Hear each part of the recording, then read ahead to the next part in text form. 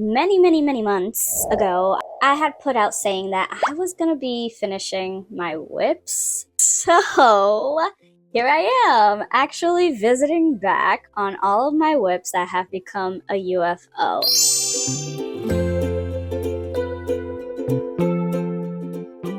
Hello everyone and welcome to Amparo Wonderland. Today's video is a little bit different from the usual videos, and that's because, as you can see here, I have a piece that has already been done. The problem is that this is still, used to be a whip, which is a work in progress, and has now become a UFO, which is an unfinished object. Anyway, this, as you can see, is some sort of bag. I originally made this as a bag to hold my massive water bottle that I carry around everywhere with me. Funny story, it just, the strap was a little too long and it just made the whole bag stretch down to the floor whenever the water bottle went in, because it was just too heavy and this strap was just not sturdy enough, I guess. So I decided to cut that idea out. So I was just thinking to myself, why not recreate this pattern that I had already done and make it into a bag instead? So I went out to my Hobby Lobby that's close by and I purchased this satin fabric, which I thought was very beautiful, and I thought it was perfect to go with this bag, which I will be lining on the inside. I do not plan to change anything else besides shortening the strap of the bag, since I am going to recreate this into a bag instead of a water bottle holder. So yeah, I think I'm gonna just stop talking. This intro is getting kind of long, so let's get yarning. So here we go. I found my crochet hook, which fell during the intro. But talking about this crochet hook, I have no idea what crochet hook size I actually originally used to create this, because me being dumb me forgot to write it down during that time, because I made this at the very beginning when I first started making this stuff, and I did not realize that you forget things. Apparently, I thought I would remember like months later. I don't even know if it's been years since I did this. So what I'm going to do is that I'm going to first take apart the strap and pull it off, so that way I can frog it and make it a little shorter. So let's go ahead and do that. So this part is a little difficult just because finding the ends are going to be hard to find, and it looks like I did something funny here where I created a knot to finalize my piece, which, you know, usually that's the right thing to do for me when I finish some of my projects, but I do not want to cut it off like I was originally thinking, because I might need it at the end here. So this is gonna be interesting. So the yarn that I used here is, red one is from I Love This Yarn, which is also from Hobby Lobby, and the yellow colored one, I believe I got it at Walmart. I have no idea what color it is. I have it saved somewhere. I used it all up, but I wasn't a huge fan of it, but I'll put the name of it on the screen just in case you're curious as to what color it is. So I'm actually having a harder time than I thought I would. This must have been during the time where I did not know how to fasten off things and just weave in my ends instead of creating knots all over the place. But I'm gonna keep going, and hopefully this handy dandy darning needle helps me through the whole thing. Thankfully, I am good with knots. I'll see you when I finally unleash all the knots and I'm able to actually frog the strap of the bag. Alright, I finally had it come undone, and it looks like luckily it was the end of the strap and not where I started the strap, because if that were the case then I would have had to undo this side as well. But because I only have to shorten it on one end, I think I'm gonna keep this side attached and then just frog it from this side. So it is day 2, and I've gotten to the point where I cannot unravel the yellow, and so I am gonna give up on that, and instead I'm just gonna cut this to this part so that way I can finish it off and continue with the process. Also, this is future me. I forgot to turn on my microphone, so yeah, again, another whoopsie. I had to cut a little more because it was just kept getting all caught up and naughty and such, and so lesson learned for sure. Next time, to not waste so much time, just don't be lazy and just undo the other side if I do the wrong side, because, you know, then I wouldn't have to go through all this headache. But now that I am here, I can go back into these loops here, and I'm going to solidify it with the red, and hopefully this is right. I don't know, I'm going to pick up one more loop down here.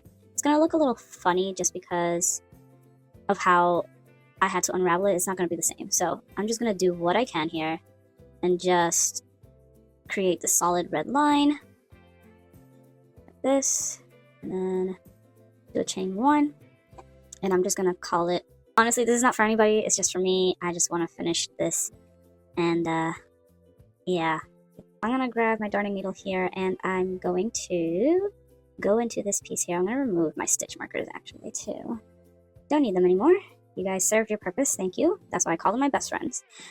I'm just using my darning needle here to solidify the edges and make the red along the edge of the strap of the end here before I go ahead and attach it to the other side, and then I'll use my fabric to line it around. Okay, finally made it. So I have attached my bag strap here, so on this side was already attached, so I didn't have to worry about it, and now it's ready to have its lining put into it. I already did the honors of cutting it up with the length that I need, and the way I did it, just in case you're curious of how to line your own bags, what I did is that I measured from where I will attach to the bottom of my bag, and that equaled 8 inches, and then I folded and make sure that it was nice in half, and I measured from left to right for the width of it, and that equaled 9 inches. And then because my bottom is rounded, I have to do it a little different from what I'm used to.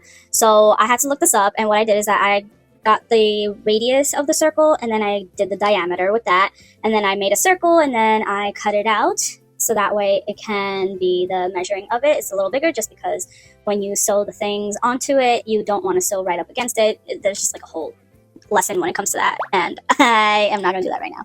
So I'm going to go ahead and take care of that. I have my handheld sewing machine. I have used this a couple times, so I'm still kind of new to it, so I'm hoping that it does me right. I have my, I forget what these are called, my clips to hold things together, my scissors, and I'm really nervous on how this is going to come out. So I'm going to go ahead and start this off, and hopefully it comes out good, because I don't know what to expect. So I found out that I have to sew up down this way. So what I'm going to do is that I'm going to lightly line a straight line over here. So that way I know where I'm actually going to sew, because this is going to be the inside of it. That's why this side is going to be the side that's going to be sewed up. So that way the seam ends up on the inside of the bag, not on the outside. If the bag had no holes on the outside, then I wouldn't have to worry about the seam, because the seam would be between the inside and like the lining and the outside of the bag, or the inside of the bag. Kind of hard to explain, but I went ahead and did the straight line. It does not look very straight to me right now. So I think I'm going to move this over like this. Yeah, so unfortunately the fabric that I purchased doesn't have a straight edge, and so I kind of have to do a lot more measuring than I have to. But I mean, I guess that's what you get for getting stuff that is on sale. So this is coming out a lot more difficult than I thought it would, to be honest. And so I'm just doing my best, and hopefully it comes out well at the end. I need to get it as close to the edge as I can. I think that should be good, hopefully. And I just realized I forgot to put batteries in it, so hang on a sec. Ooh, I'm a little nervous. I tend to do things manually, so I'm hoping that this goes well. So best, I'm gonna go slow first. But this is a lot more difficult than I thought it would be. Okay, so far so good. I'm gonna get my pin cushion real quick. Say hello to my pin cushion. I made him recently on Instagram. You can check out the video that I made showing how I made Mr. Pincushion Sheep. So let's keep it going. Okay, so here we have it. I have finalized the edge here, and as you can see, it is fully sewed in. I don't know how tight of a stitch this actually is with this sewing machine, but I'm just gonna hope for the best and hope that it's okay. So I'm gonna now sew the circle to the bottom edge, and hopefully it's okay. Oh my gosh, I'm already messing up. Alright, so I pinned everything together, like the bottom plus the circumference or the walls of the bag. I don't know what you want to call it, but I pinned it all together before sewing it up because I wanted to kind of check and make sure that the measurements of everything was correct, and it seems that I am not correct. I messed up somewhere, not really sure where, but that's why this section is very crucial before you finalize everything, to make sure that everything is exactly how you want it to be. Alright, so today is actually day 3. I have not been able to finish this because I am so stuck. For whatever reason, my circle is not attaching correctly with my vertical sides, and I have no idea why. But I'm really not sure of what to do here. So I am just gonna do what I can, and hopefully I can get somewhere.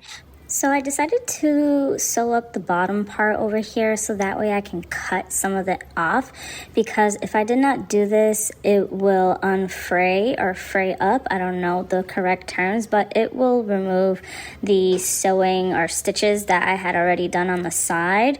And so I am going to sew across this way so that way I can cut some of the bottom of this fabric so I can finally continue with the circle. I've tried and tried again with the pinning of the circle base to the walls of the bag, and for whatever reason, it's just not working out. So I decided to just throw that out the window and just sew across or around the circle and hope for the best. So here we are attempting this creation. Fingers crossed. Alright, so I sewed it all up, and I had to just pleat the circle instead of the walls, and it's not how it's supposed to be done, but it is what it is. It's the best I could do. So let's turn this inside out and see what the damage is, because I don't know how this is going to turn out. And this is what it looks like, and yeah, you can tell that the pleat did mess with the circumference of the base, but let's test it out with the bag itself. Alright, so this is what it's looking like, and it's not too bad, honestly. So now what I have to do is that I have to sew the top part of it here on from the bag. So I did decide that I am actually going to sew it up all the way up here instead of down here. So that way it's just like I feel like it would be a lot easier to sew it that way, honestly. So what I'm going to do is that I'm going to fold this way, and then I'm going to pin it around, and then I'm going to hand sew it. So it's going to take a little longer to do that process, which, you know, I'm totally okay with that because that's how I did my other ones. Okay, so I've got my lining pinned. I did cut a little bit at the top of it, but it turns out that I cut a little too much, go figure, and so it's not the exact length that it should be, but it is what it is. I will have to just deal with it. And then I had another idea that maybe I will crochet a circle and then just sew it in here with the piece that's in the back over here. So I will have to see how that goes because I've got my needle all threaded and ready. I'm going to use this color here. I don't know if you can tell what it is. It's kind of like a tannish color. I'm going to go ahead and get this started. I know there are easier ways to line a bag, but a lot of them have to do with an actual sewing machine, and I don't have one. And the handheld one that I have doesn't work very well with like thick sections. I noticed that while I was working with it at the bottom part when I was trying to sew the pleat, it looked kind of funny, and I don't know, it's just, I don't know, maybe because I don't know how to use it completely, and so I just struggle with it. But either way, I'm not a huge fan of it when it comes to thick sections, so I am going to not use that to sew this lining part because I want to make sure that it's lined well enough so that way I can actually use it. And she is done. She has been lined. She is ready to be used. I think I am going to add the little crochet circle down here so that way it can connect the lining to the bottom as well.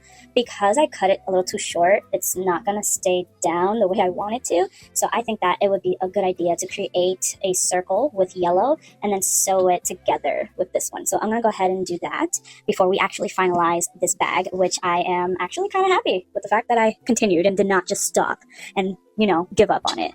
So let me go grab some yellow yarn. Okay, so I found some more of that yellow yarn that I dislike that I used on the outer part of my bag. I figured I'd stay consistent, and luckily I have this bit left, and hopefully it's enough. I don't think it is to create that large of a circle, so I'm going to go ahead and do this. Although I didn't say exactly how I did the circle for the base of the bag, I decided to just do what I typically do to create a perfect circle. And I also used the continuous rounds because I know for a fact that that's what I used, because that's all I knew how to do at the time of creating this bag.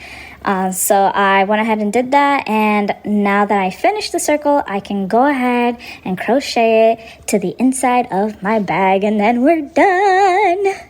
At first I was thinking to use my darning needle along with some sports weight yarn, which is why you see it on the screen right now, but the fabric has like muscle or something because I was not able to push the darning needle through the crochet piece plus the fabric plus the crochet piece again. So I decided to just bring out the sewing needle and sew the circle around with the red colored thread. I figured it would look nicer instead of having yellow on the outside of the base of the bag. So I figured nobody's going to see the inside and it'll look cool with that little lines going up around. Whatever, I just wanted to finish this at this point. So I finally did finish it. Yes! And then we can close it with the drawstring, and it's good. I can walk around with my bag, and it is cute now. It is kind of neat how it came out. The fact that the lining doesn't attach to the bag itself kind of gives it a cool aesthetic to it, as you can see. And that is it. So we finished our bag, and now we can move on to the next whip or UFO, whatever you want to call it. I'm not sure which one I'm going to go for, so make sure you stick around and subscribe so that way you can follow along with this journey of finishing off all of our UFOs. So if you enjoyed this video, for now, if you'd like, you can check out this video right here, and I will see you there while we wait for the next one. And if not, then I will see you in the next one. And as always, thank you for sticking around. Bye!